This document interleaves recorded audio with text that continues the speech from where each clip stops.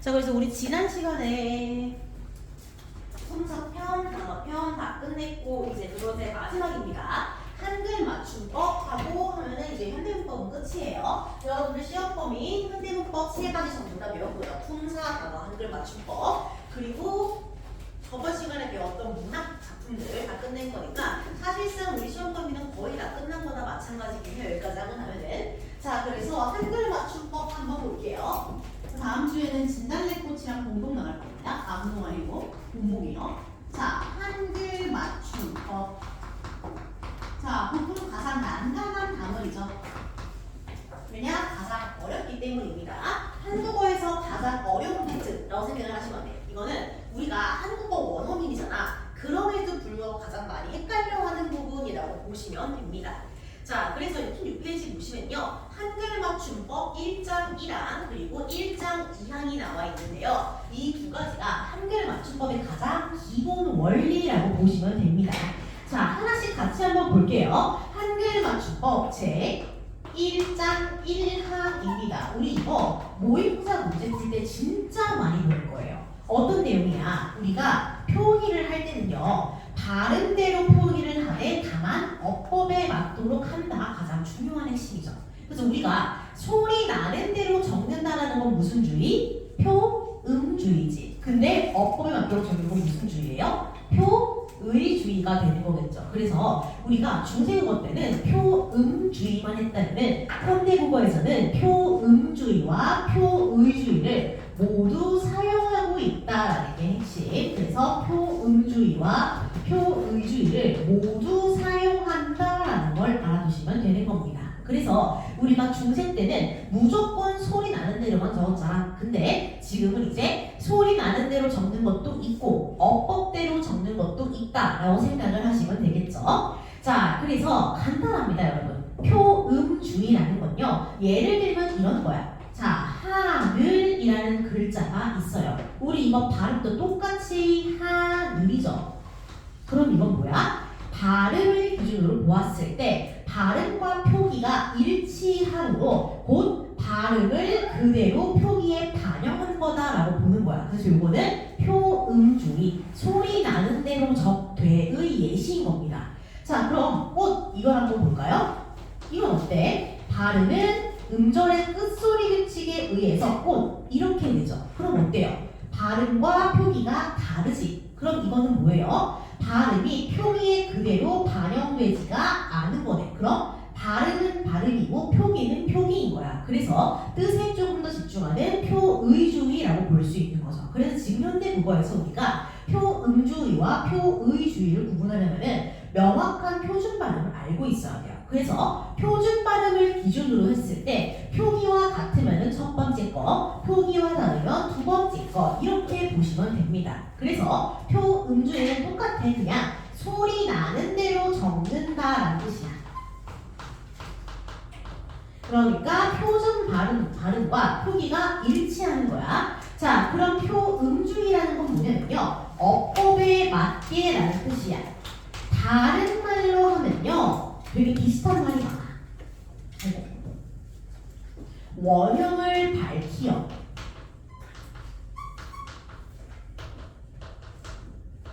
또는 원형을 밝혀서 어법에 맞게 쓴다는 건 이해가 쉽다는 거야. 알아보기가 쉽다는 거야. 그래서 알아보기 쉽게 이런 말도 나와요. 또는 이해가 쉽게 이런 식으로 나오니까 다양한 표현을 알아주세요. 우리가 발음대로 쓰지 않고 뜻을 원래의 모양을 그대로 밝혀서 적는다는 건 이해를 돕기 위한 거라는 거. 그게 이어적기, 표음주의와 표의주의의 가장 큰 차이다라고 생각을 하시면 되겠죠. 자, 그 다음 1장 2항으로 갑니다. 자, 2항은요. 띄어쓰기와 관련된 규칙이다라고 생각을 하시면 돼. 자, 그래서 띄어쓰기의 가장 기본, 제가 옛날에 여러분들 품사랑 단어 설명할 때 항상 얘기했던 게 있어. 띄어쓰기는 뭐가 기준이다? 띄어쓰기는 무조건 단어가 기준이야. 그죠? 그 띄어쓰기의 기준은 무조건 단어야. 즉 단어는 전부 띄어쓰는 게 원칙이야. 근데 봐봐 얘들아, 하나의 단어는 그럼 뭐예요? 하나의 품사죠. 우리가 알고 있는 품사는 몇 개야? 9개지. 그래서 체원에서 3개. 명사, 대명사, 수사 있고요. 관계원에서 하나, 조사 있고요. 그리고 수식원에서 2개, 관형사, 부사 있고요. 그리고 독립원에서 하나, 감탄사, 용언에서 2개, 동사, 형용사 있죠. 총 9개란 말이야. 그치? 근데 그 9개의 품사 중에서 딱 하나의 예외가 있어. 무슨 예외? 단어로 인정이 되지만 띄어쓰기를 하지 않는 딱 하나의 예외가 있어. 그게 누구야? 조사. 잘했어요. 그래서 이 품사 중에서 예외 있습니다. 예외는 조사 하나뿐. 얘는 단어로 인정하고 하나의 품사로 인정이 되지만 띄어쓰기를 하지 않는다라는 아주 특이한 특성이 있습니다. 그래서 앞으로 우리가 띄어쓰기를 배울 때 가장 중요한 거는 조사를 구분하는 게 가장 중요할 거야. 조사를 제외한 나머지 품사는 나머지 단어는 전부 띄어쓰는 게 원칙이기 때문에 조사랑 잘 찾으시면 돼. 그게 어려워서 그런 겁니다. 알겠죠? 그래서 우리는 늘 조사에 관심을 기울이면서 볼 거다라고 생각을 하시면 되겠죠. 이 2가지가 한글 맞춤법의 가장 기본 원리입니다. 아시겠죠? 그래서 이 기본 원리는 늘 변하지 않기 때문에 모든 모의고사 지문에서 한글 맞춤법 문제를 낼 때 항상 깔고 들어가는 함이라고 보시면 돼요. 알겠죠? 자, 그럼 다음 페이지로 갑니다. 이제 본격적으로 한글 맞춤법에 대해서 배울 건데요. 자, 우리 한글 맞춤법은 형태에 따라서 첫 번째로 분류를 할 거고요. 그 다음으로는 표기에 따라서 분류할 거고, 그 다음으로는 띄어쓰기에 따라서 분류를 할 겁니다. 하나씩 같이 볼 거고, 사실은 그렇게까지 어렵진 않아. 다만 학교에서 얼마나 어렵게 낼 것이냐가 문제일 뿐인 겁니다. 가끔씩 이제 상상 이상의 학교에서는 한글 맞춤법 규정을 1장 1항부터 끝까지 전부 다 주는 것도 있어요. 알아서 외우라고. 근데 3번고는 그 정도 아니니까요. 그렇게까지 어렵게 되진 않으니까 일단은 우리 여기 나와 있는 것부터 먼저 볼게요. 자, 첫 번째로 볼 거는 형태를 기준으로 보는 겁니다. 자, 형태를 기준으로 봤을 때 우리가 알아봐야 할 만한 게 뭐가 있는지를 교과서에 나와 있는 규정들을 통해서 한번 같이 볼 겁니다. 자, 한번 볼게요. 첫 번째입니다. 괄호 안에서 맞춤법이 다른 표현을 골라 동그라미 표시를 하래요. 자, 한번 해보세요, 여러분. 한국인이라면 누구나 할 수 있는 거죠, 이거? 관련 조항은 19항입니다. 19항을 기준으로 해가지고 여러분들이 한번 해보시면 되겠죠.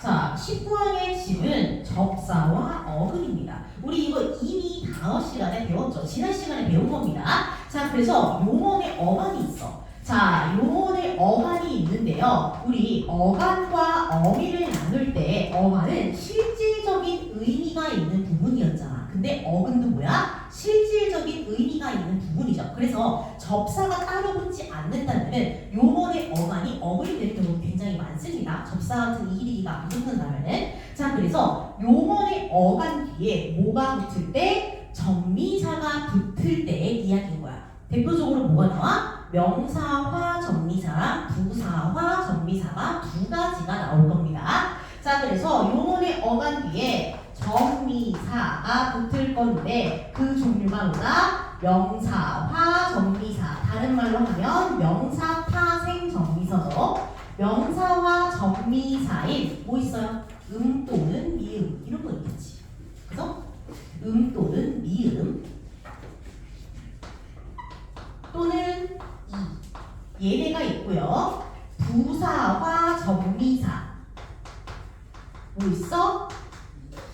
맞아요. 이 또는 희가 붙을 때 얘는 봐봐 비어있지 이 자리가 비어있기 때문에 원래는 우리가 발음할 때 연음해서 발음한단 말이야. 초성이 비어있으니까. 그런데 그 연음한 대로 쓰지 않고 각각 하나씩 끊어적기를 하겠다는 뜻이에요. 그죠? 그럼 희는 어때? 앞에 만약에 기역, 디귿, 비음으로 끝나는 애가 붙으면은 얘는 거센 소리 피그미가 될 거 아니야. 키역, 티그, 키읔, 티그, 피그로, 피그로, 그쵸? 근데 그렇게 발음대로 쓰지 않고 원래의 형태대로 쓰겠다라는 뜻인 거죠. 자, 그래서 추가적으로 말하는 거, 접사가 붙었다라는 거는 이 용어의 어감이 어근으로서 취급되고 있다라는 것도 알고 계시면 좋겠죠. 그리고 명사와 접미사 음 또는 미음은 현대이든 중세이든 똑같다라는 거 기억나죠? 대신 명사형 전성어는 중세에서는 옴 또는 음으로 쓰인다는 거. 그래서 본래 모양대로 적는다라는 것만 알아두시면 되겠네. 사실 별로 어렵지 않아요, 그쵸? 우리가 당연히 하고 있는 거니까, 그치? 그래서 얘는 표의주의로 가야 된다 라는 겁니다. 자, 그 다음 밑에 걸로 한번 가볼게요. 자, 밑에 거 다시 한번 동그라미 쳐볼까요? 맞춤법 바른 걸로.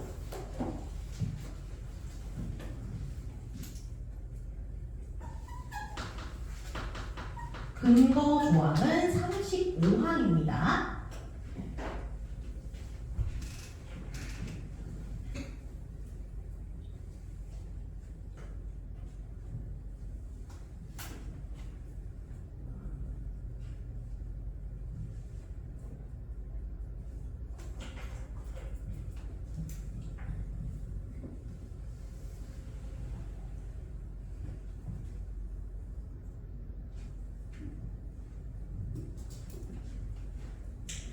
자, 간단하게 한번 볼게요. 오 또는 우가 있어요. 그리고 이 뒤에 뭐가 와? 아 또는 어가 와. 그럼 얘네 둘을 합쳐 쓸 수가 있다라는 게 핵심인 거네. 그치? 그래서 얘네들을 합쳐가지고 어떻게 쓸 수 있어? 오, 아를 합치거나 우, 어를 합치거나 할 수 있다. 준 대로 적는다. 줄어든 대로 적는다. 이런 느낌인 거죠. 자, 얘들아, 이게 가능한 이유는 뭐야?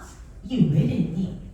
사실은 단모음 더하기 단모음이잖아. 그치? 근데 우리 원래 단모음끼리 결합할 수 있어? 없어? 없지. 결합하려면 반대 둘 중에 하나는 이중모음이 돼야 된단 말이야. 근데 둘 중에 이중모음이 반모음이 돼야 되죠. 근데 둘 중에 반모음이 될 수 있는 게 있어? 없어 지금? 있죠? 앞에 얘 단모음 될 수 있잖아. 그치? 그래서 얘가 뭘로 바뀌는 거야 원래는? 오 또는 우가 단모음 오 또는 우로 바뀌는 거야. 그쵸? 얘가 단모음 오 또는 우로 바뀌어서 이렇게 표현하기도 하죠. 단모음 오 또는 우로 바뀌어서 여기 단모음과 합쳐져서 이중모음이 되는 거야. 우리 이거 어디서 배워? 음음 변동할 때 반모음 교체에서 배우죠. 기억나죠? 그래서 반모음 교체랑 모음 주약이 같은 거다라고 배울 때 배우는 과정 중에 하나입니다. 그래서 오 또는 우가 반모음으로 교체가 돼. 반모음으로 교체가 된 다음에 반모음이니까 뭐 할 수 있어? 반드시 단모음이랑 붙어서 하나의 이중모음을 만들어줘야 되잖아. 그치? 그 과정이 여기서 나오는 거라고 보시면 돼요. 자연스럽게 그래서 오 더하기 아는 와가 되는 거고 우 더하기 어는 워가 된다. 이렇게 보시면 되겠죠. 자, 그리고 추가로 자, 왜 더하기 어는 뭐야? 돼, 돼. 이거죠. 이것도 알아두시면 좋습니다. 자, 그래서 우리가 여기서 뽑아낼 수 있는 또 하나의 예시는 뭐냐면요. 여러분들이 늘 헷갈려하는 거 있죠? 돼. 구분하는 거. 이거 두 가지 구분하는 거 잘 하시는 게 좋아요. 자, 이때 되는 되어의 줄임말이잖아. 그치? 그래서 이렇게 정석으로 풀려면은 되어로 풀었을 수 있냐 없냐를 보면 돼. 근데 그런 정석을 배우려고 우리가 학원을 다니는 게 아니잖아요. 그치? 그래서 약간의 꼼수를 쓰자면 되는 하로 바뀔 수가 있어요. 되는 하고요. 이 되는 해. 왜? 똑같이 애가 들어가니까 그렇게 생각하시면 돼. 그래서 우리가 돼인지 구분하고 싶으면은 하랑 해를 넣으면 쉽게 끝나. 그래서 우리가 만약에 안 돼 라는 말을 써보고 싶어. 그럼 그 돼에 뭘 넣어보는 거야? 하랑 해를 넣어보는 거야. 그치? 그럼 안하 말 돼 안 돼? 말 안 되지. 안해 말 돼 안 돼? 말 되지. 그럼 그걸 뭘 써야 되는 거야? 얘를 써야 되는 거야. 그렇게 간단하게 보시면 돼요. 알겠죠? 그래서 하랑 해로 구분하시는 게 조금 더 빠릅니다. 알겠죠? 자, 그 다음으로 갈게요. 그 다음으로 가시면은 뭐가 나오냐? 소리에 관한 것이 나옵니다. 형태 다 끝났어 벌써. 소리로 갑니다. 우리가 지금 보고 있는 거는 아주 기본적인 단계인 거야. 그래서 이 기본적인 단계 다 하고 나서 이제 암기 연구로 넘어갈 겁니다. 암기부터 제가 도와드릴 수 있는 게 별로 없기는 해요. 자, 그 다음 소리로 갑니다. 자, 소리로 가는데요. 자, 소리도 마찬가지로 근거 잘 찾아봐야겠죠. 자, 첫 번째 맞춤법의 발음표를 골라서 동그라미 표시 한번 해볼 겁니다. 2개 나와 있죠? 한번 체크해 보세요. 근거 우선은 오항입니다.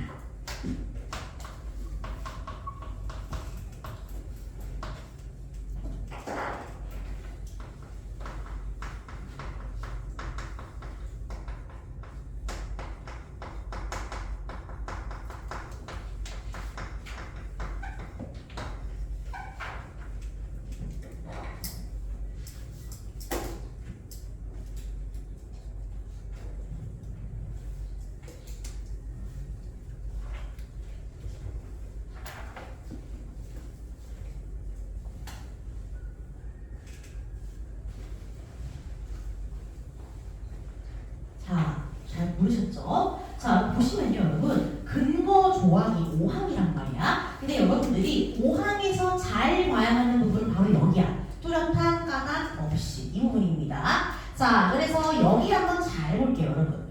그럼 여기서 얘기하는 뚜렷한 까닭이라는 건 뭘까? 뭘 가리키는 걸까?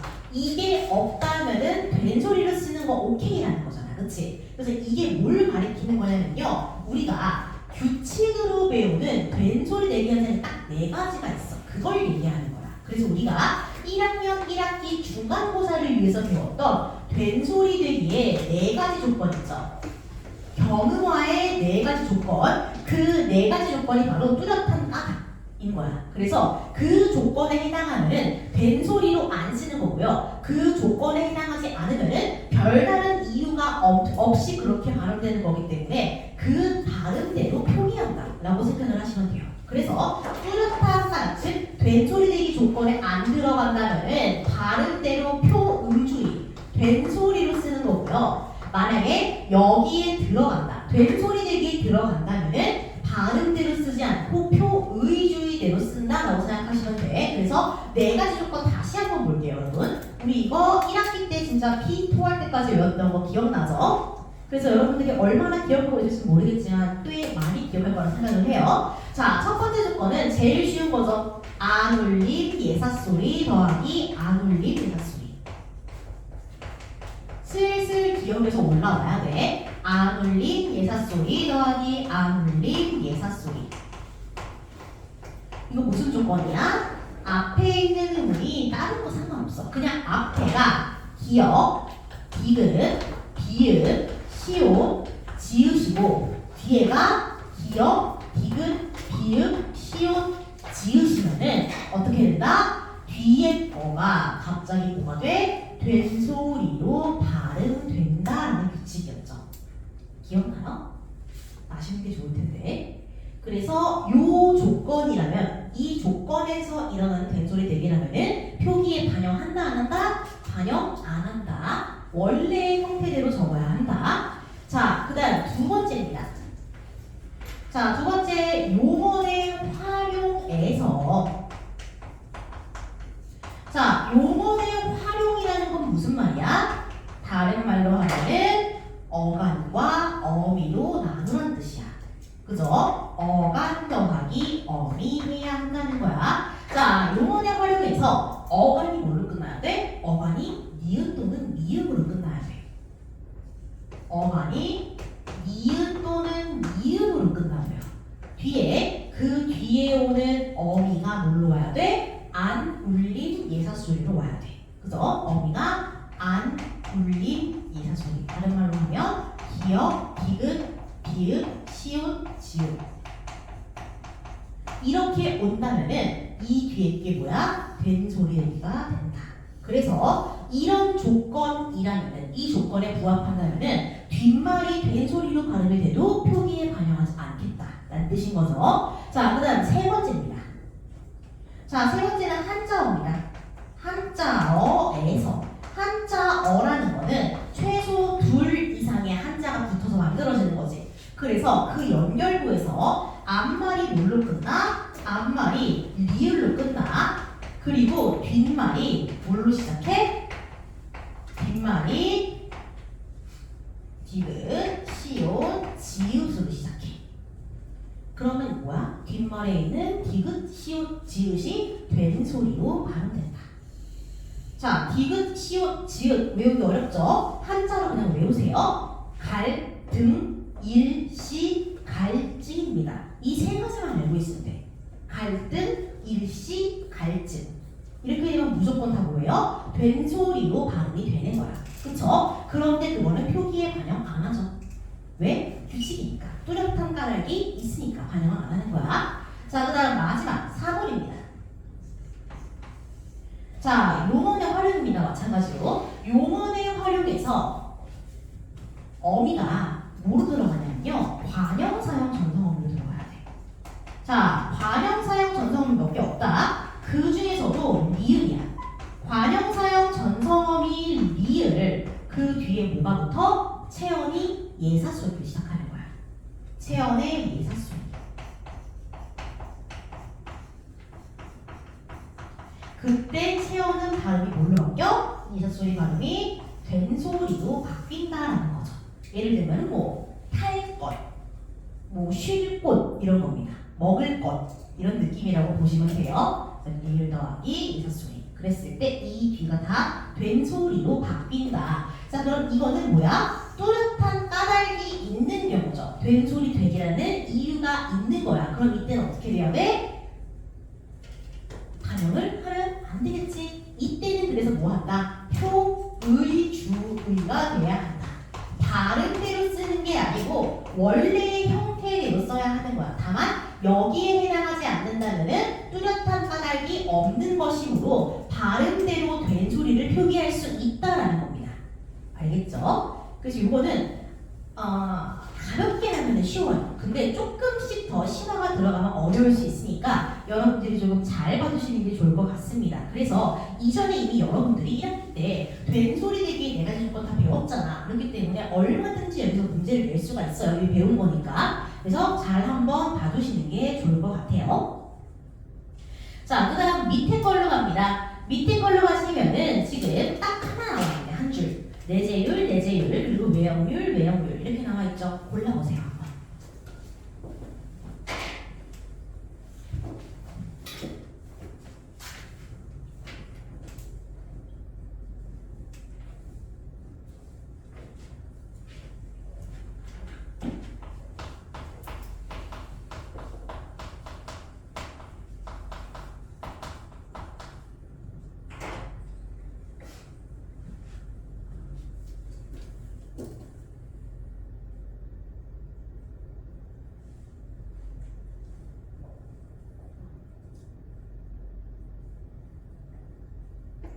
여기 보통 가장 많이 헷갈리는 부분이죠. 율과 율 구분하는 거. 자, 그 전에 우리가 좀 알아봐야 하는 게 있습니다. 두분 법칙이라는 건데요. 우리 이거 고전할 때 지겹게 많이 봤던 거 기억나죠? 그래서 첫 번째는 뭐예요? 예절이 되는 거. 그리고 노인이 되는 거. 그리고 또 뭐야? 여자가 되는 거. 이런 게 있었죠? 기억나죠? 여자가 되는 거.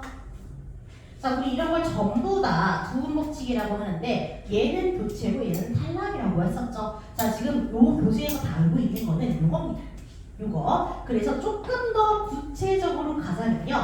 야, 려, 예, 요, 유, 리일 때 얘네가 각 단어의 제일 처음 첫머리에 온다면은 리을이 탈락한다는 두분법칙인 거예요.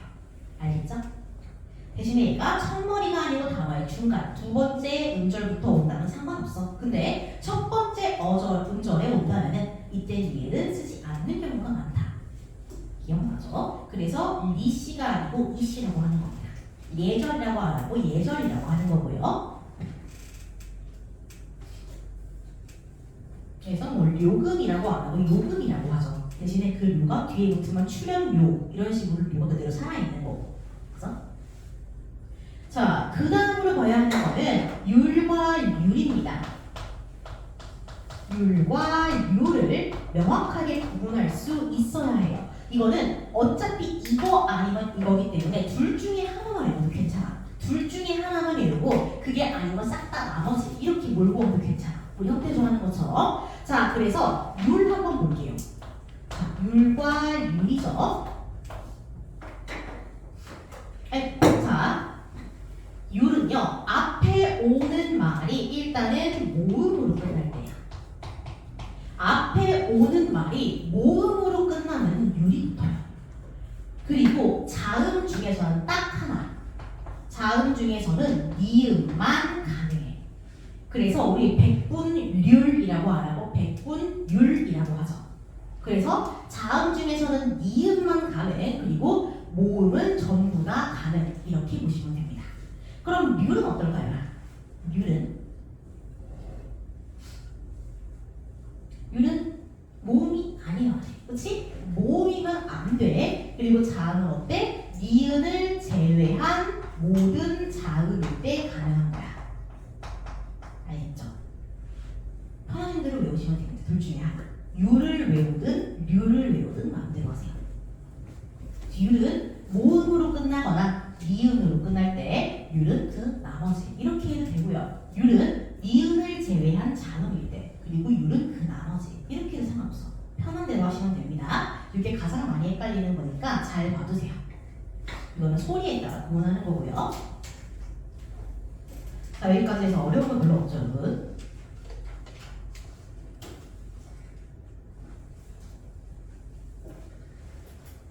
자, 그럼 이제 띄어쓰기로 한번 가볼 건데요. 여기부터가 본격적으로 조금 어려워지는 거다라고 보시면 돼요. 띄어쓰기.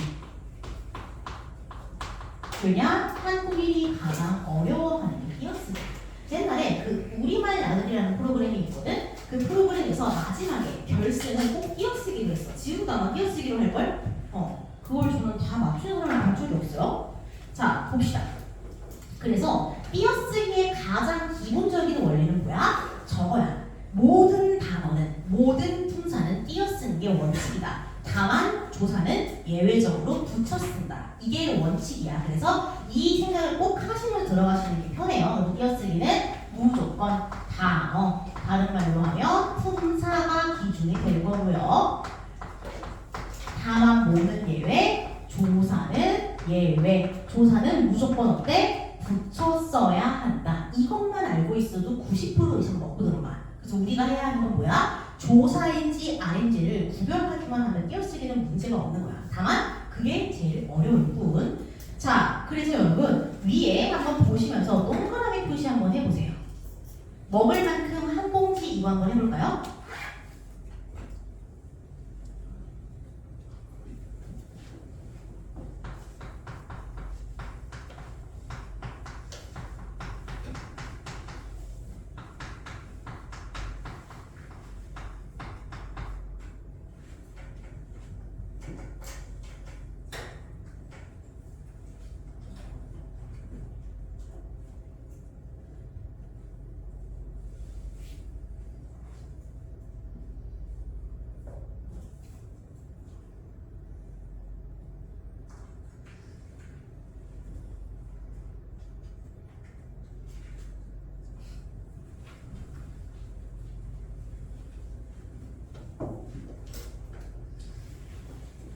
여러분 띄어쓰기를 할 때 우리가 잘 알아야 하는 건 조사라 그랬잖아. 그치? 그럼 조사를 하려면은 조사가 어떤 경우에 붙는 건지를 잘 생각해 봐야 돼. 조사는 반드시 누구 뒤에 붙어야 되니?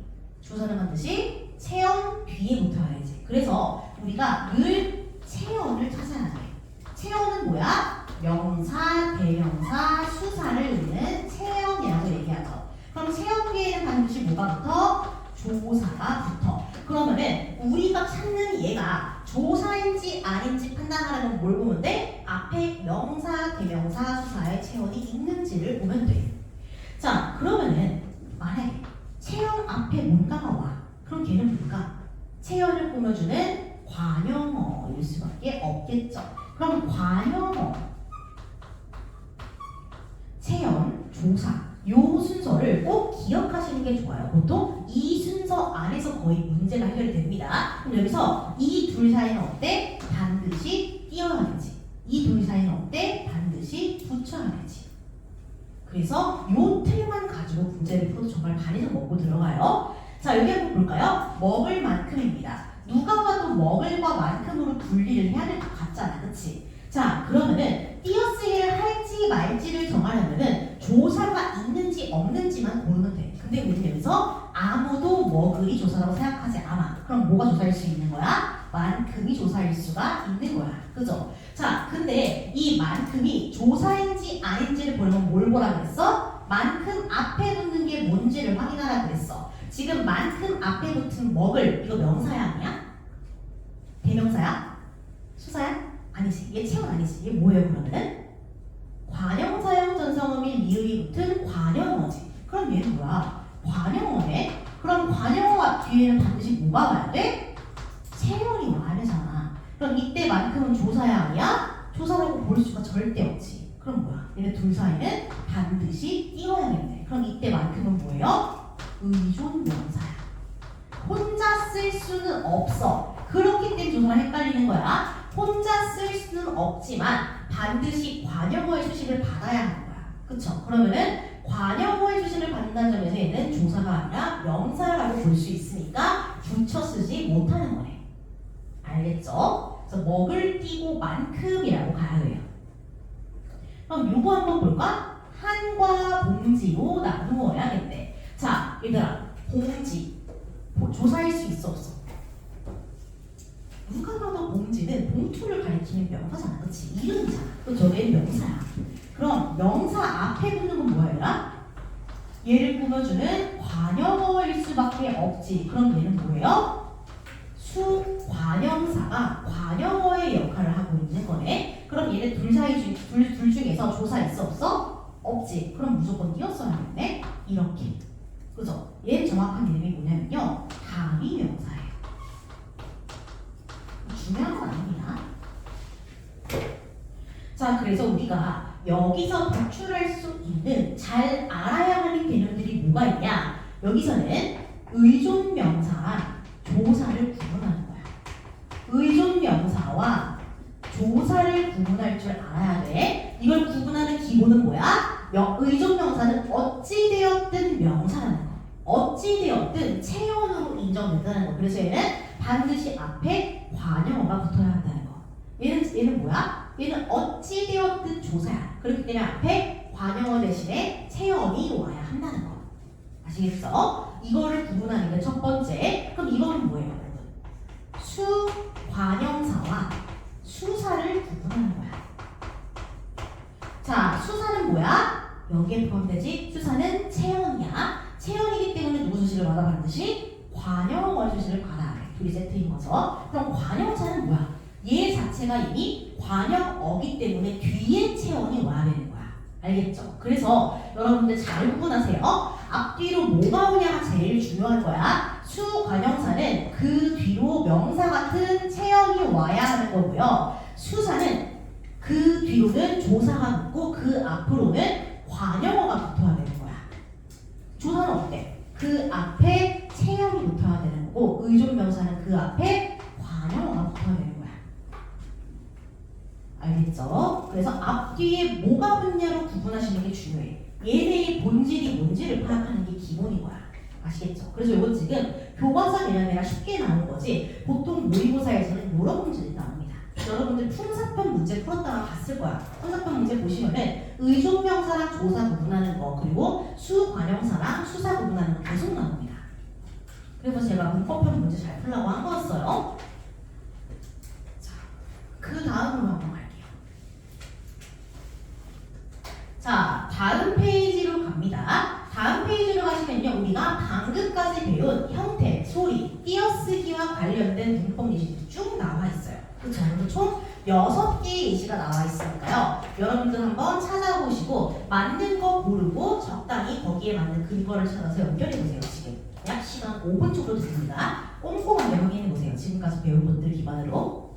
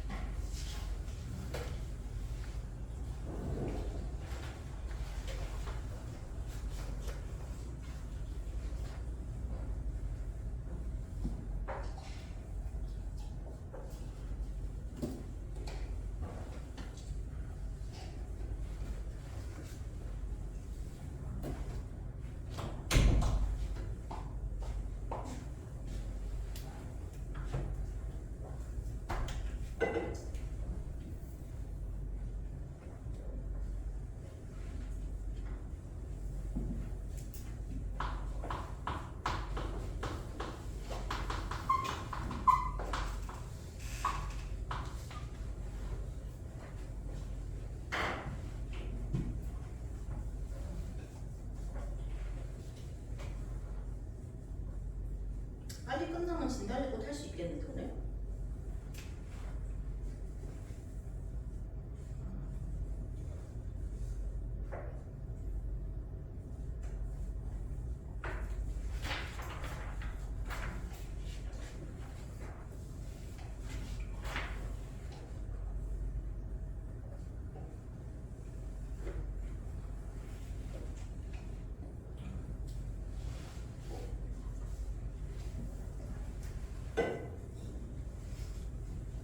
여러분 시험 첫날이 며칠이죠?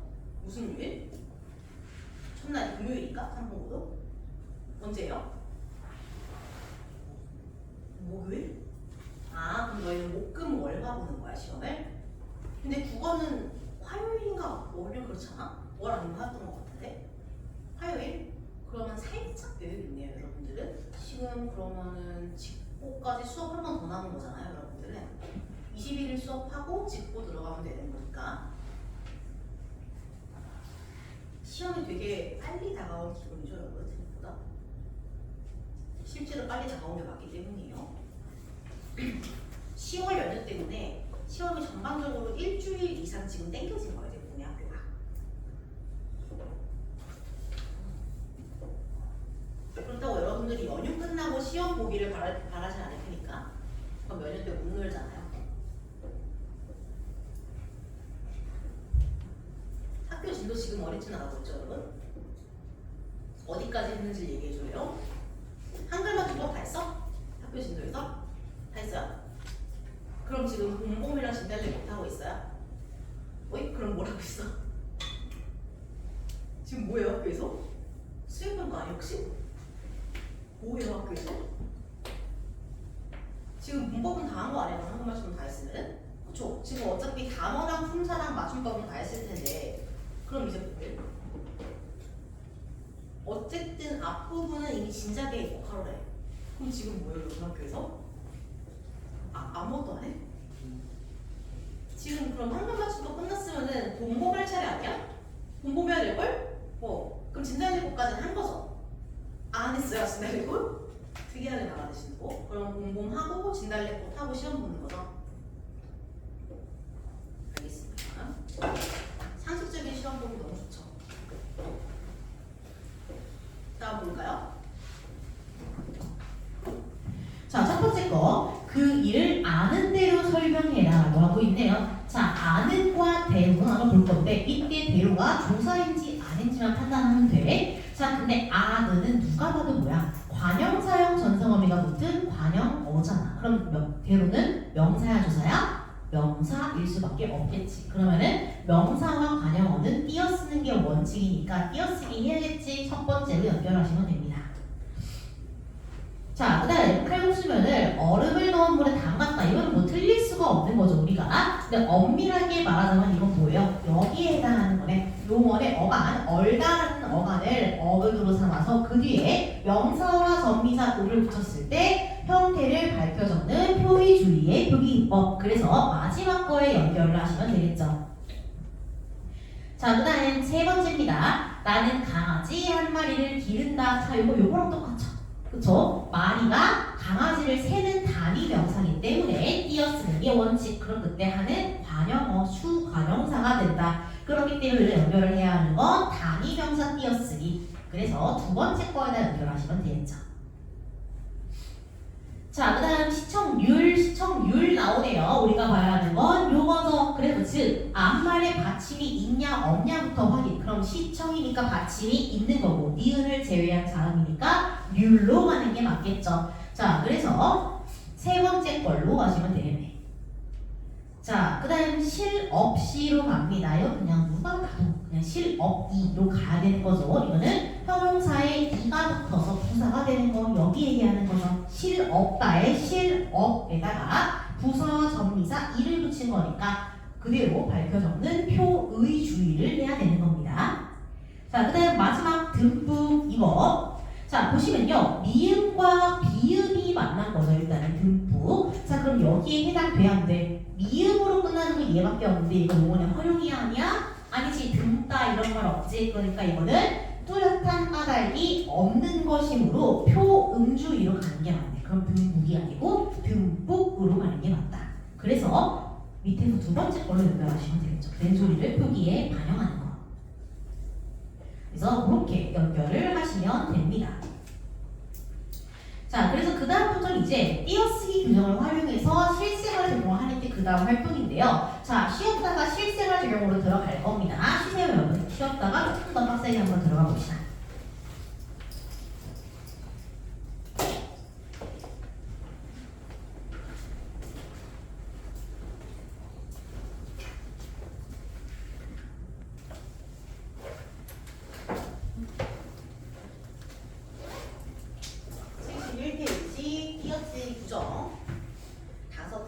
다 보시면 됩니다.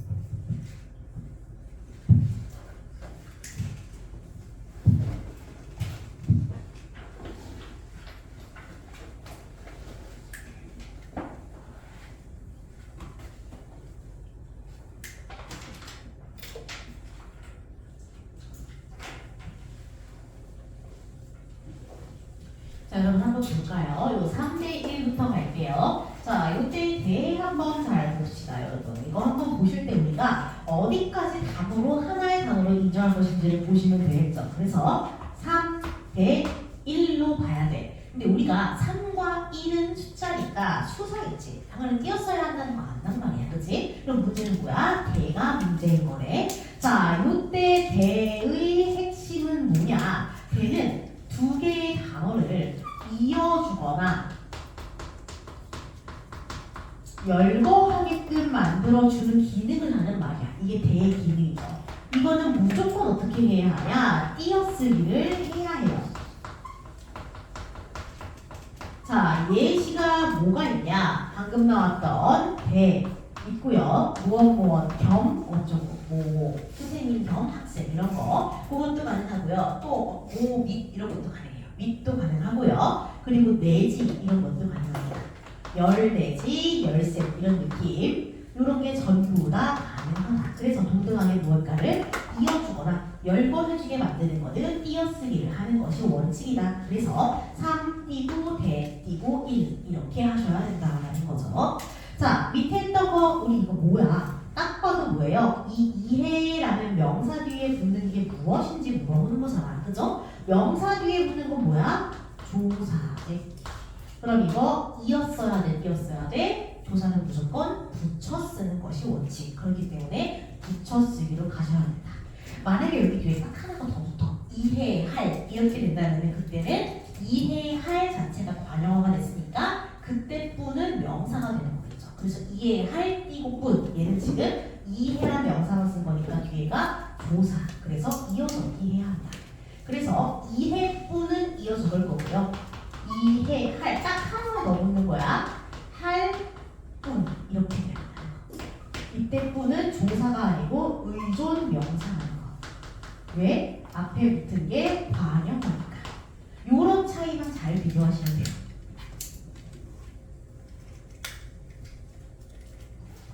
자, 그 다음 밑에 거 한번 가볼게요. 자, 여러분 이런 거 하실 때 진짜 간단해. 뭐가 간단한 거냐면요. 조사만 찾으면 그만이야. 조사를 제외한 나머지 단어는 싹 다 띄었으면 그만이지. 자, 조사 한번 찾아볼까요? 여기에 보조사는 있을 거고요. 그리고 보조사도 있을 거고요. 여기 주격조사가 있겠네. 얘네만 조사니까 얘네만 붙였으면 되겠네. 그럼 나머지 단어는 뭐야? 그 선수는이니까 얘네는 붙이고 얘네는 띄고. 그 다음 당연히 띄워가지고요. 누구보다 도 이렇게 나오네. 당연히 보다도 뭐예요? 기억나? 비교 부사격 조사서 보다. 기억나? 도온. 그래서 비교 부사격 조사니까 보다도 조사로 인정. 그래서 붙여 쓰고 붙여 써야 되겠네. 그 다음 보다 도. 그 다음 달리 띄어 쓰셔야 되는 거고요. 달리기 위한 달리기 띄어 쓰셔야 되는 거고요. 예, 조사니까 붙여 쓰기. 그 다음 띄어 쓰고 이렇게. 여러분 단어 단위로 구분하시고요. 그 다음 조사 구분하시면 되는 겁니다. 자, 그래서 밑에 한번 가볼게요. 밑에 가시면요. 다음부터 구분해 볼게. 3년 전에 품사 다닌 거니까 품사로 구분하시면은 이사, 간, 친구, 가, 편지, 한, 총을 보냈다. 이렇게 되겠네. 품사 기준으로 나눈 거야. 자, 그럼 여기서 우리가 찾아야 되는 건 뭐다? 조사가 하나 찾으면 돼요. 그죠? A 조사고요. 가 조사고요. 을 조사겠지. 또 있어 없어? 또 없죠. 그럼 나머지 단어는 뭐야? 싹 다 띄어쓰기를 하는 게 원칙이다. 그래서 띄어쓰고 띄어쓰고 붙여쓰고. 자, 그 다음 띄어쓰고 띄어쓰고 붙여쓰고. 띄어쓰고 띄어쓰고 붙여쓰고. 그 다음 띄어쓰고. 이렇게. 그래서 우리 문장 전체를 띄어쓰기 할 때는 단어별로 구분을 하시고 조사만 먼저 찾으시면 돼. 조사끼리는 붙이고 조사를 싹 다 붙이고 나머지는 띄면 되니까요. 자, 그 다음 밑으로 갑니다. 또 단어 한번 구분해 봐야 되는데 품사로 구분하시면 편해요. 자, 그래서 우산, 을 챙겼는데 비, 가, 오이, 는, 커녕, 하늘, 맑았다. 이렇게 가야겠네요. 자, 그래서 우리가 계속 한번 볼게요. 여기서 조사를 한번 찾아보셔야겠죠? 자, 조사는 일단 여기 목적격 조사 을 찾으셔야 되고요. 주격 조사 가 찾아야 되고 보조사는 보조사 커녕 조심하세요. 커녕 보조사입니다. 그리고 보조사만 이렇게 하시면 되겠네. 얘네 빼고는 뭐야? 싹 다 띄어쓰기. 그래서 붙이고 붙여. 나머지는 다 뭐예요? 띄어쓰기 하셔야 한다는 거.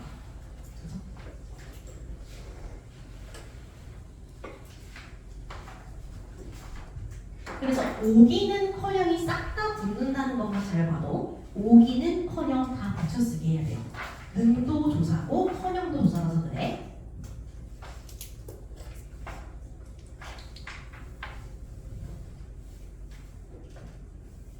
어렵죠.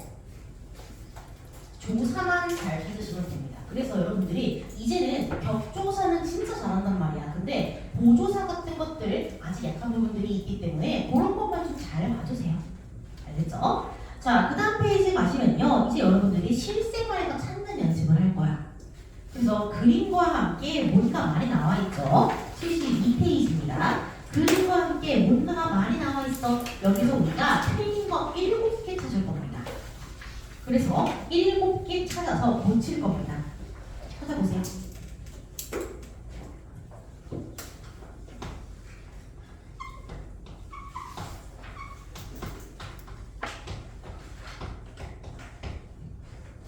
시간 5분 정도 드릴 테니까요. 꼼꼼하게 7개 찾으시고 한번 고쳐보세요.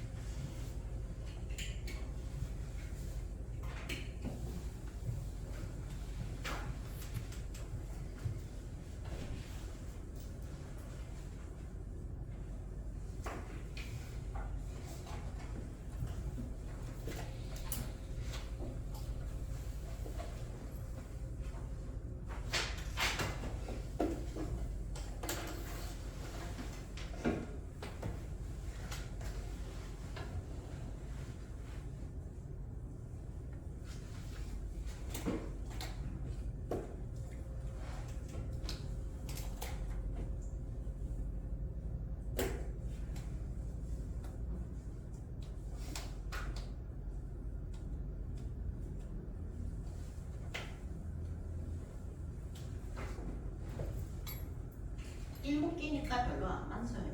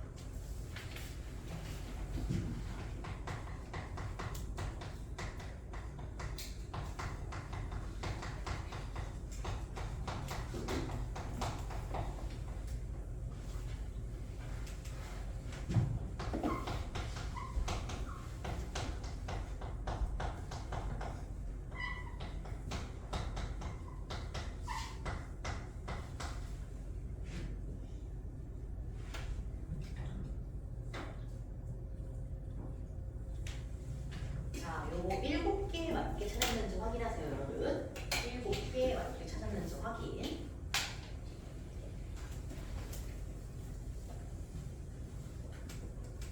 그리고 제대로 한번 고쳐봅시다, 이제.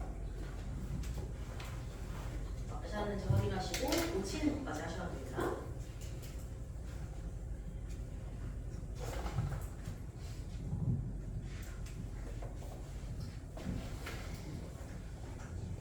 고쳐볼게요. 그래서 자, 어떻게 고칠 거냐? 이거는 이렇게 바꿔야 됩니다. when, 1, 2, 조예요. 자, 그러면은 이거를 어떻게 구분을 하시면 되냐? when과 when이죠. 잘 봐요, 여러분. 요 when과 요 when을 구분하는 건데 이 when은요, 왜인지의 줄임말이에요. 그래서 왜인지라고 풀었을 수 있는 경우가 아니면 싹 다 요 when으로 써야 돼요. 모든 경우에 다. 알겠죠? 그래서 왜인지를 제외하고는 전부 다 이겁니다. 알겠죠? 그래서 풀었었을 때 내가 이거를 왜인지로 대체할 수 없다면 다 이걸로 바꾸는 게 맞아요. 알겠죠? 웬일이죠? 이렇게 하시면 됩니다. 자, 그 다음 우리 할인율 이거 아까 봤던 거죠? 율 구분할 때 이 앞에 말이 일단은 받침이 있냐 없냐 확인. 받침이 없으면 율, 받침이 있는데 니은이면 율. 기억나죠? 그래서 이거는 받침이 모음 또는 니은인 경우니까 할인율로 가야 하는 거다. 알죠? 이건 아까 했던 율과 유래교로 가셔야 돼. 자, 그 다음 이거 맞춤이죠. 자, 이거 바꾸시면은 맞춤으로 가야 되네. 이거 왜 그런 거야? 이거는 맞추다에서 시작한 거기 때문에 맞추다의 어간 맞추에다가 이음 붙인 거죠. 자, 그렇기 때문에 명사와 정미사 미음이 붙어서 명사가 된 것은 그 형태를 밝혀 적는 표의주의를 원리로 한다라고 했으니까 발음이 아니고 표기를 의신으로 맞춤이라고 적어주시면 되겠죠. 별로 어려운 건 아닙니다. 자, 그 다음 싹둑입니다. 이거 그냥 싹둑이라고 적어주셔야 돼요. 왜? 앞에 보니까 뭐예요? 기억이랑 디귿이 만난 거지. 안 울림 예사소리 더하기 안 울림 예사소리는 된 소리 되기의 조건이기 때문에 이거는 특별한 까닭이 없는 게 아니고 된 소리 되기라는 특별한 까닭이 있는 거기 때문에 소리대로 적는다 안 적는다? 소리대로 안 적는다라고 보셔야 돼. 그죠? 소리대로 안 적고 원래의 형태를 밝혀 적어야 하는 거죠. 자, 이거는 모습, 이등지로 가셔야겠네. 자, 그래서 앞에서 나왔던 2, 3, 4는 이미 아까 봤던 거니까 그냥 가볍게 넘어가는 거고요. 1처럼 다시 봐야 하는 것들은 제가 체크해 드릴 겁니다. 자, 이거는 던과 든을 구분하는 거예요. 이거 아주 옛날에 1학기 2차 고사 준비할 때 했던 기억이 나셔야 돼. 자, 던과 든을 구분할 겁니다. 든이 있고 던이 있어요. 자, 던은 뭐예요? 기본적으로 더하기 니은이야. 그럼 이때 더가 뭐냐면요, 회상에 선어말 어미야. 다른 말로 하면 뭐야? 과거를 나타내는 말이란 뜻이에요. 그래서 더가 붙는 거, 던 요거는 전부 다 과거가 되는 거다 라고 생각을 하시면 되겠죠. 그럼 드는 뭐냐? 드는 선택이야. 선택을 하는, 다른 말로 하면 이전이라고 하죠. 선택을 가리키는 말. 아시겠죠? 그래서 든과 더는 우리가 알고 있는 회상의 선어말 어미냐 아니면 선택을 해주는 거냐, 그 차이를 구분을 하시면 됩니다. 절대 헷갈리시면 안 돼요. 그래서 모습이 던지라고 한다면 과거의 어떤 모습을 가리키는 거야. 어찌나 멋지던 모습이었던지 이런 느낌으로 가는 거야. 어찌나 멋진 모습이었던지 이렇게 가는 거고요. 얘는 어떤 모습이든지 나는 괜찮다 이런 느낌으로 가는 거. 알겠죠? 그래서 이거는 선택을 가진 생각하시면 되고요. 이거는 과거 회상으로 간다라고 생각을 하시면 됩니다. 자, 그 다음 거 밑에 걸로 갈게요. 김치찌개. 이거 틀리지 마세요, 여러분. 이거는 그냥 외우시면 편해요. 찌개는 그냥 아입니다. 외우시면 편해. 자, 여기에 덧붙여서 뭔가를 더 알고 있으면 좋냐면요, 베개도 알고 있으면 좋아요. 자, 베개는 왜 베개야? 배다라는 어근 가져온 거야. 배다의 어간 배에서 뭘 붙인 거야? 지우개 할 때 용도를 나타내는 접사인 개를 붙인 거야. 그래서 배는 용도의 물건이라는 뜻에서 배개가 되는 겁니다. 그래서 얘도 순서 안 헷갈리게 조심하세요. 베개를 베고 눕다죠. 그러니까 어이 아이로 가셔야 되는 거야. 이때 개는 지우개 할 때 개. 그냥 같이 하세요. 자주 헷갈려 하는 거니까. 자, 그 다음 안 되는, 자, 이거 한번 볼게요. 안으로 바꿔야 되죠. 이때 안은 뭐야? 부정부사 아니야. 부정부사라는 건 하나의 부사라는 뜻이니까 하나의 단어였지. 그러면은 띄어쓰기 들어가야 돼. 안, 돼, 이렇게 가야 돼. 얘가 하나의 부사야. 부정부사죠. 그래서 하나의 품사 하나에 넣으니까 띄어쓰기 명확하게 해서 안 되는 이라고 보시면 되겠죠. 자, 그럼 우리 아까 되랑 돼 구분하는 거 얘기했었지. 여기다 뭐 넣어보라 그랬어? 하나 해 넣어보라 그랬어. 하는 말이 되지만 해는 말이 안 되지. 그러니까 하랑 같이 엮이는 요거 짝대기 하나짜리 되를 써주시면 되는 거야. 만약에 해가 말이 되면은 요 되를 쓰면 된다 그랬죠. 알겠죠? 이제 이렇게 잘 정리를 해보시면 될 것 같고요. 여기 이제 여러분들이 만약에 이거는 좀 외워야겠다 싶으면 외우시면 됩니다. 한글 맞춤법은 어느 정도는 암기가 필요한 부분들이 많아요. 자, 그래서 다음 페이지로 갈 건데요. 다음 페이지에 보시면요. 역시나 또 고치는 게 나와 있습니다. 자, 여기 TV에 나와 있는 거 2개 한번 고쳐볼게요. 고쳐보세요, 여러분. 자주 실수하는 거죠.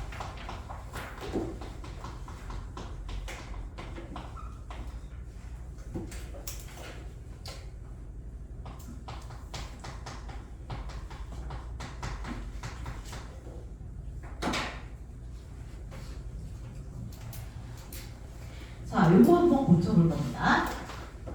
일, 날, 개, 요정. 자, 요거 지금 어미에 붙는 개잖아요. 어미에는 깨라는 게 절대로 틀 수가 없습니다. 그냥 깨는 아예 틀린 말이야. 그럼 깨는 언제나 쓸 수 있냐? 이 깨라는 건요. 객체 높임에서만 쓸 수 있어요. 객체 높임에서 부사격 조사 있죠? 조사야. 객체 높임 부사격 조사 깨일 때만 깨를 쓸 수 있는 거야. 선생님께, 부모님께 할 때 말고는 내가 문장에 쓰이는 일은 그냥 없어요, 사실. 알겠죠? 그래서 여러분들 일반적인 서술어에서 깨가 들어갈 일은 꼭 없다는 걸 알아두세요. 알겠죠? 할게 안 돼요. 할게입니다. 그래서 요 깨는 객체 높임 부사격 조사에서만 쓴다. 절대 서술어에 들어가지 않는다라는 걸 기억하세요. 자, 그 다음 안 하던이죠. 이거 뭐예요? 안으로 바꿔야 되네. 마찬가지로 부정 부사 하나에 나오니까 띄어쓰기 해야겠죠. 안, 하, 던 요렇게 바꾸시면 되고요. 요 부정부사 안이라는 건요. 사실 아니의 줄임말입니다. 그래서 아니 하던 이렇게 하시면 돼요. 근데 아니 하던은 붙여 쓰는 거예요. 또 알겠죠? 아니 하던 띄어쓰면 안 돼. 아니 하던 붙여 쓰는 거야. 그리고 나는 굳이 이 니은 히읗을 살리고 싶다? 이렇게 하시면 돼요. 안던. 요렇게 세 가지 다 가능합니다. 원하시는 대로 고치세요. 알겠죠? 제가 어느 정도 암기가 필요하다고 하는 건 이런 것들 때문입니다. 자, 그 다음 밑에 급식 건의사항 한번 볼까요? 5가지 나와 있죠. 여러분들이 눈치껏 띄어쓰기 할지 말지 고칠지 말지 정해가지고 한번 해보세요. 5가지입니다.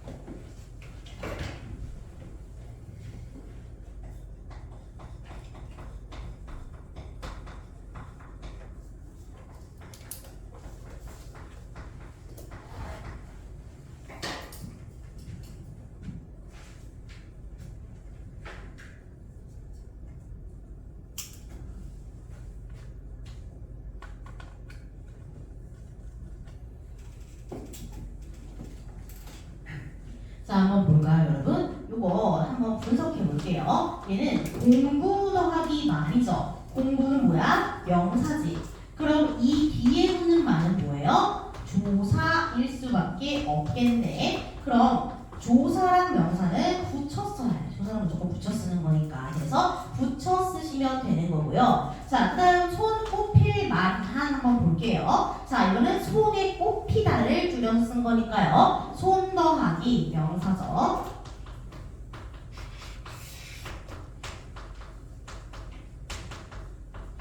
정확히는 히 더하기 미음이지만요. 꼽힐, 그럼 이건 뭐예요? 관형어로서 기능하는 거죠. 뭐가? 꼽히다니까 꼽힌다 가능하죠. 동사지. 동사가 지금 관형, 사형, 정성, 어미가 붙어서 관형어로서 기능하는 거네. 그 다음 만한. 이거는 만하다가 기본형이야. 보조 형용사예요. 이거 잘 봐놓으라. 그냥 외우셔야 돼요. 만하는 만하다에서 온 말이기 때문에 기본적으로 용언이고요. 보조 형용사라고 합니다. 알겠죠?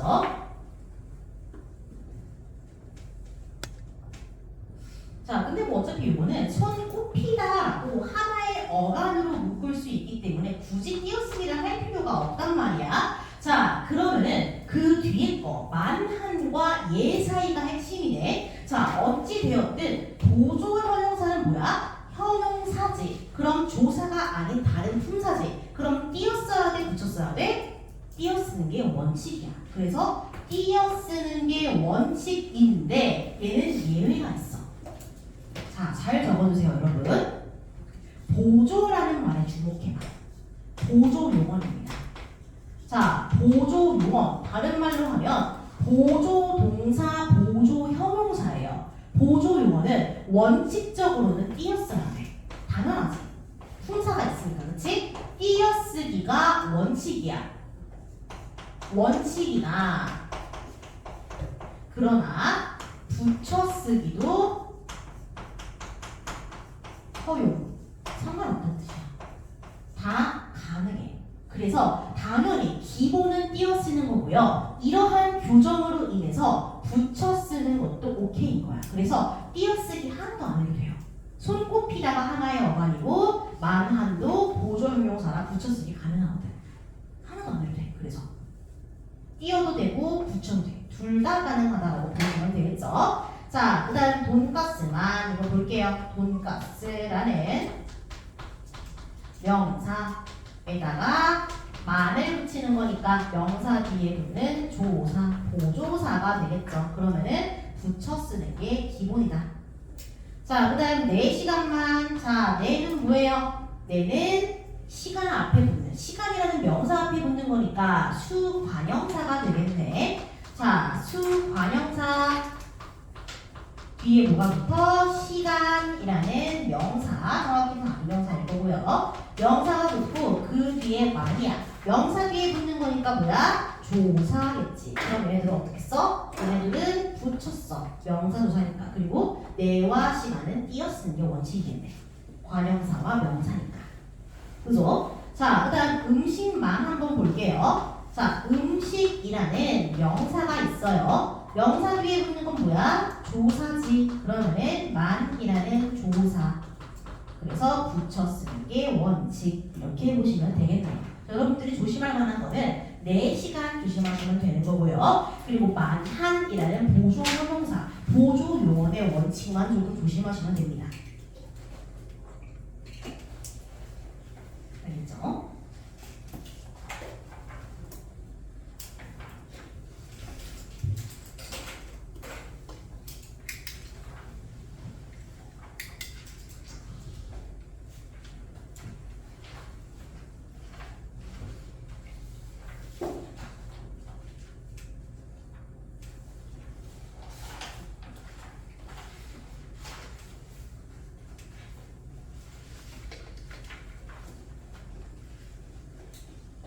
아, 4시간 만 뒤에가 애가 붙는구나. 미안해요. 4시간 만 애기 때문에 이건 기간을 나타내는 말이죠. 그렇기 때문에 조사라고 쓰시면 안 돼요. 미안합니다, 여러분.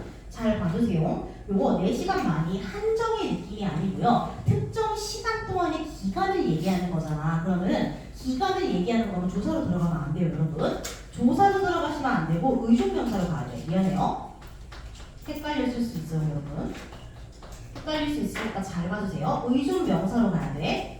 그래서 우리가 앞에서 봤던 이 만들은요, 돈가스만, 공부만, 음식만, 이거는 한정적인 역할을 하는 거야. 한정을 해주는 역할의 보조사인 건데, 이 4시간만은 뒤에 4시간만 애 먹는다 이런 말이 나와서 그렇기 때문에 특정 기간 전체를 가리키는 말이야. 그래서 기간으로 나오면은 의존명사예요. 미안해요. 기간으로 나오는 의존명사 조심하세요. 얘는 한정하는 역할. 한정하는 역할이기 때문에 보조사라고 보셔야 되는 거야, 나머지는. 근데 얘는 어떠한 특정 기간 전체를 가리키는 말이기 때문에 한정이 아니고 의존명사라고 봐야 돼요. 아시겠죠? 그래서 여기 조심하세요.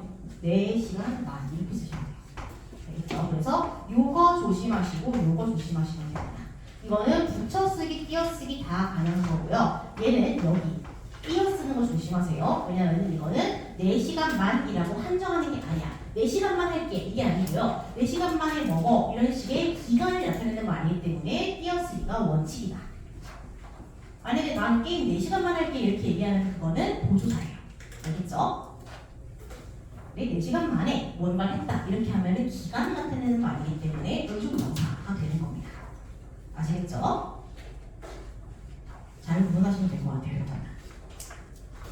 그 뒤에 나오는 맥락까지 잘 파악하세요. 시간이 나온다면 4시간만 할게 아니면 4시간 동안이냐 그런 차이라고 보시면 되는 겁니다. 그래서 그것만 잘 분리하시고요. 자, 그 다음 페이지로 갑니다. 국립국어원 우리 집에 올라온 질문이래요. 제시된 질문 중에서 답변을 작성하라고 하는데 여러분은 다 아셔야 됩니다. 첫 번째, 며칠과 몇일이란 말 나와 있죠? 몇일이란 말은 없어요. 그냥 X 치세요. 몇일이란 말은 없고요. 그냥 며칠 밖에 없습니다. 알겠죠? 몇일이라고 아예 안 써. 며칠만 맞습니다. 자, 그 다음 2번 애요와 예요를 구분하는 거네요. 자, 애요와 예요 구분하는 방법입니다. 자, 예요는요 기본적으로 이, 애, 요의 줄임말이야. 알겠죠? 그래서 애요는요 이가 숨겨져 있는 거기 때문에 앞말이 받침이 없어야 돼. 알겠죠? 앞말에 받침이 없어. 그래서 예시가 뭐예요? 나 더하기 예요 이렇게 되는 거야. 그럼 얘는 어때? 앞말에 받침이 있어야 돼.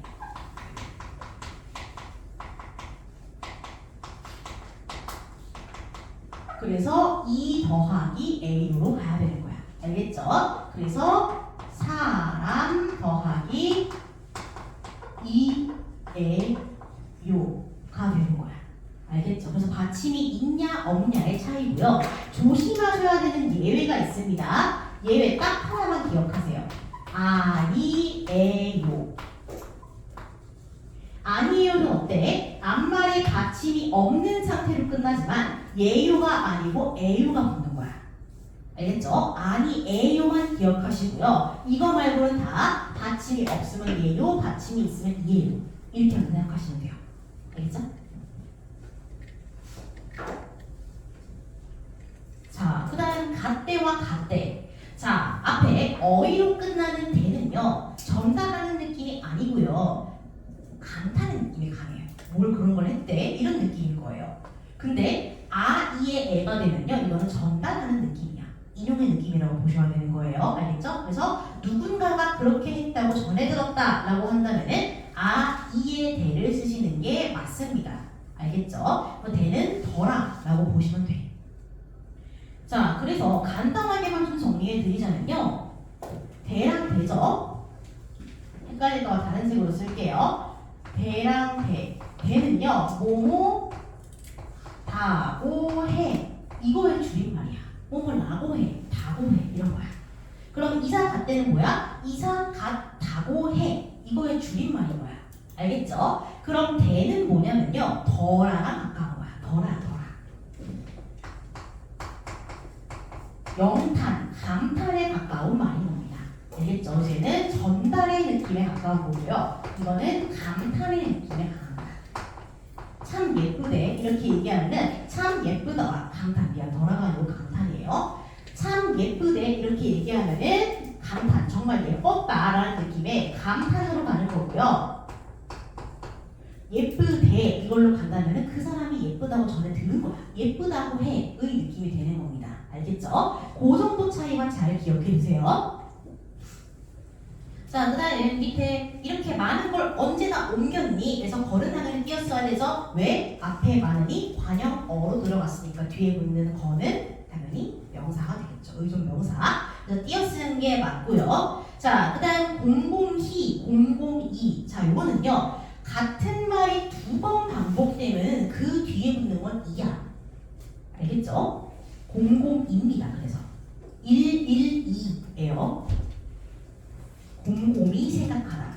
112 생각하라. 이거예요.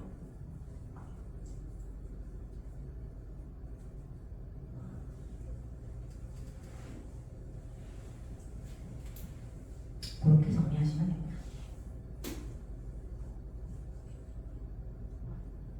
자, 그 다음 페이지로 갈게요. 다음 페이지에 가시면은 돼요 나와 있죠.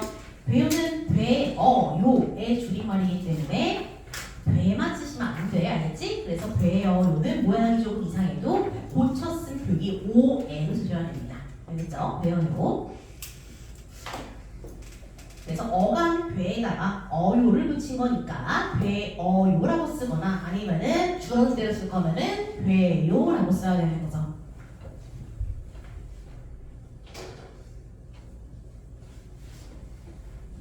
그래서 이렇게 확인을 해보시면 됩니다. 이렇게 하면 우리 교과서에 나와 있는 건 전부 다 한 거고요. 학교에서 추가적으로 여기 나오지 않는 거를 프린트로 주거나 아니면 여러분들을 괴롭히지 않는 이상 거의 이 안에도 출제가 될 겁니다. 이 규정을 넘어가는 일은 없을 거고 만약에 넘어간다라고 한다면은 모의고사처럼 명확한 조항을 주고서 따질 수 있게끔 해줄 겁니다. 그러니까 엔간하면 여러분들 제가 교재로 드렸던 문법편에 나와 있는 품사편에 있는 한글 맞춤법 문제 꼭 풀어보시고요. 단어편에 들어 있습니다. 그래서 우리 품사편이랑 단어편 문제 꼭 다 풀어보셔야 돼요. 자, 그래서 우리 지금 뭐 할 거냐면요. 자, 뒤에 나와 있는 학습활동이나 어휘형 문제 한번 풀어볼 겁니다.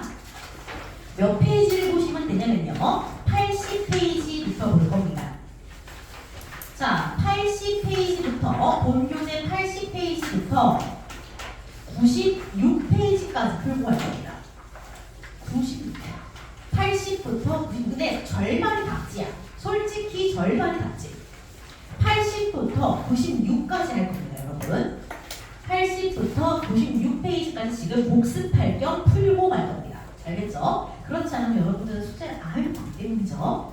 그래서 우리 오늘 숙제는요. 지금까지 배운 거 싹 다 하시면 되겠죠. 문법편 완성하셔야 되고요. 단어편이랑 품사편 다 완성하셔야 됩니다. 그리고 오늘 우리 한글 맞춤법 배웠으니까 뒤에 요 문제뿐만 아니라 한글 맞춤법 관련된 문제 추가적으로 다 하시면 됩니다. 그래서 진달래꽃이랑 봄봄을 제외한 모든 문제를 완성한다 생각하세요. 단어 문법편을 배웠던 모두. 그래서 문법편은 전체 완성. 교과서편은 봄봄이랑 진달래꽃 빼고 전부 다 완성. 이렇게 생각하시면 되겠죠.